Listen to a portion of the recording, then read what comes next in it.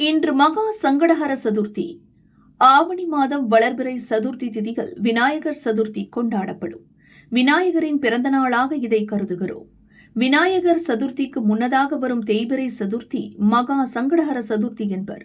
இந்த நாளில் விநாயகரை வணங்கினால் எப்படிப்பட்ட தடையும் நீங்கும் என்பர். ஒரு சுவையான தகவலை இந்த இனிய நாளில் தெரிந்து கொள்வோமா? விநாயகரை பிரம்மச்சாரி என்பர். ஆனால் வாரியாரின் சொற்பொழிவிலிருந்து ஒரு புதிய தகவல் கிடைத்துள்ளது. அவர் சித்தி புத்தி என்ற பெண்களை தனது சக்திகளாக கொண்டுள்ளதாக வடமாநிலங்களில் கூறுவர். அவர் மீது கொண்ட அன்பின் காரணமாக இவர்களுக்கு திருக்கல்யாணமும் நடத்தி அழகு பார்ப்பர்.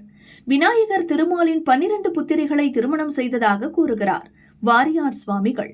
அவர்களின் பெயர் மோதை, பிரமோதை, சுமனசை, சுந்தரி, மனோரமை, மங்களை, கேசினி, காந்தை, சாருஹாசை, சுமத்யமை, நந்தினி, சாமதை என்பனவாகும். புதிய சுவையான தகவலாக